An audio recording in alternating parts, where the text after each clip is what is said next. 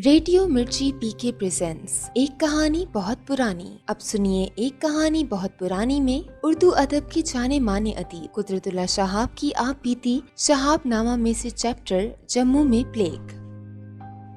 गर्मियों का मौसम था और जम्मू शहर में ताउन की वबा बड़ी शिद्दत से फूटी हुई थी। अकबर इस्लामिया हाई स्कूल में चौथी जमात के क्लासरूम की सफाई का काम मेरे जिम्मे था। एक रोज छुट्टी के बाद जब मैं अकेला कमरे की सफाई कर रहा था तो एक डेस्क के नीचे एक चूहा मरा पड़ा मिला। मैंने उसे दुम से पकड़कर उठाया, बाहर लाकर उसे जोर से हवा में घुमाया और सड़क के किनारे झाड़ियों में फेंक दिया। ये देखकर लालतीन जोर से फुनकारा और अपनी लंगड़ी टांग घसीटता हुआ दूर खड़ा होकर जोर जोर से चिल्लाने लगा। लालतीन हमारे स्कूल का वाहद चपरासी था। वो घंटी भी बजाता था, लड़कों को पानी भी पिलाता था और छाबड़ी लगाकर बिस्किट और बासी पकौड़ियाँ भी बेचा करता था। अरे बदबख्त, लालतीन चिल्ला रहा था, ये तो प्लेग का चूहा था, इसे हाथ क्यों लगाया? अब खुद भी मरोगे, हमें भी मारोगे। अपनी लाठी पर टेक लगाकर खड़े ही खड़े लालदीन ने प्लेग के मर्ज पर एक मुफस्सल तकरीर कर डाली। पहले तेज बुखार चढ़ेगा, फिर ताउन की गिल्टी नमूदार होगी, मुकई के भुट्टे जितनी बड़ी हो जाएगी, जिस्म सूजकर कुप्पा हो जाएगा, नाक कान और मुंह से खून टपकेगा, गिल्टी से पी बहेगी और 4-5 दिन में अल्लाह अल्लाह खैर सलाह हो जाएगी। चंद रोज बाद में रेजिडेंसी रोड पर घूम रहा था कि अचानक एक चूहा तेज तेज भागता हुआ सड़क पर आया। कुछ देर रुककर वो शराबियों की तरह झूम झाम कर लड़खड़ाया, 2-4 बार जमीन पर लोट लगाई और फिर धप से औंधे मुंह लेट गया। मैंने पास जाकर उसे पाँव से हिलाया तो वो मर चुका था। बेख्याली में मैंने उसे दुम से पकड़ा और उठाकर सड़क के किनारे डाल दिया। चंद राहगीर जो दूर खड़े ये तमाशा देख रहे थे पुकार पुकार कर कहने लगे, प्लेग का चूहा था, जाओ जल्दी से घर जाकर नहाओ वरना मर्ज पकड़ लेगा। रघुनाथ बाजार में हकीम गोरंदत्ता मल की दुकान थी।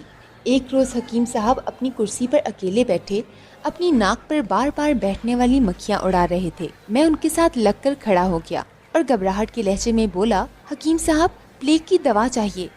प्लेग का नाम सुनकर हकीम साहब चौंके और डांट कर कहने लगे, छाती पर क्यों जड़े आते हो, दूर खड़े होकर बात करो, किसको प्लेग है?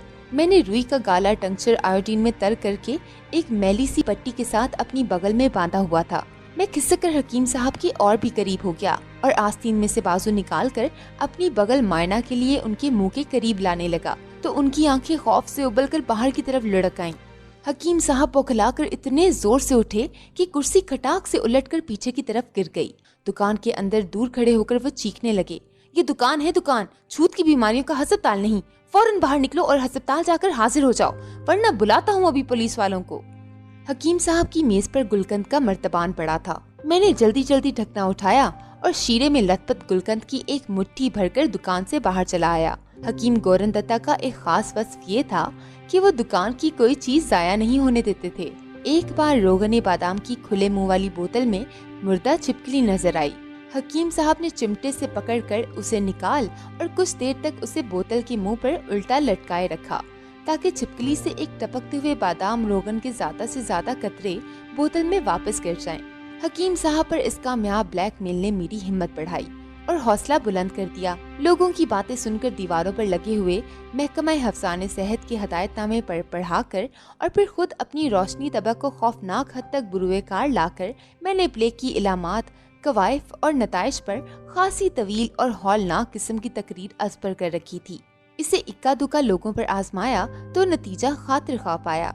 अच्छे अच्छे सेहतमंद और वज़ादार किस्म के बुजुर्ग प्लेग के जेर अस्कार पर किसी न किसी मंजिल पर फिसल ही जाते थे और दफातन उनके मतीनो फतीन चेहरों पर तोहमात के काले काले कव्वे बड़े जोरों शोर से काएं काएं करने लगते थे। ऐसे मौकों पर मुझे कामयाबी और कामरानी का वो नशा सरशार कर जाता था जो कवालों की पार्टी उस वक्त महसूस करती है जब उनके किसी बोल पर कोई बेइख्तियार उठकर हाल खेलने लग पड़े। स्कूल में मौलवी अब्दुल हनान हमारे उर्दू और दीनियात के जवासाल उस्ताद थे। बड़े खुशमजाज, बजला संज और मेहरबान, गोरा रंग, तीखा नाक नक्शा, सुनहरी फ्रेंच कट दाढ़ी, नर्म नर्म मुतरन्नम आवाज, दीदा जेब खुशकता लिबास। उनकी नई नई शादी हुई थी।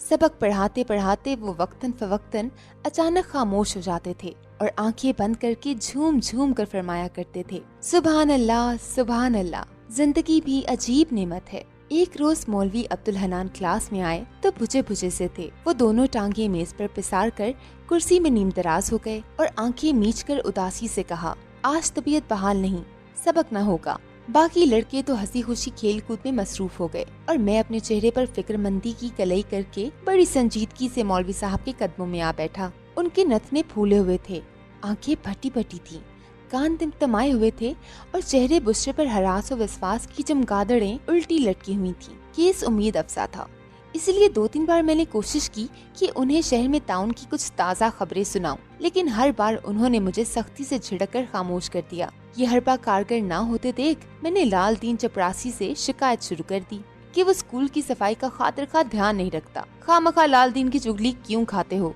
मौलवी साहब ने दुरुस्ती से कहा। क्या किया है उस बेचारे ने?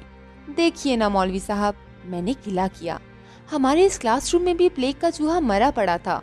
तीर निशाने बैठा और मौलवी साहब जोर का झटका देकर कुर्सी से यूं उठ खड़े हुए जैसे ताउन ज़दा चूहा अभी तक वहीं पड़ा हो। उन्होंने कई बार अस्तगफिरुल्लाह पढ़ा और गुस्से में भरे हुए गालिबन लाल दीन की तलाश में कमरे से निकल गए। उसके बाद वो 2 रोज स्कूल न आए। तीसरे रोज में उनकी हालत का सुराग लगाने उनके घर गया। मौलवी साहब चादर लपेटे चारपाई पर अधमुए से पड़े थे। बकिया हिस्सा मुलाहिजा कीजिए अगली वीडियो में। Don't forget to like, subscribe and comment. Thanks for watching.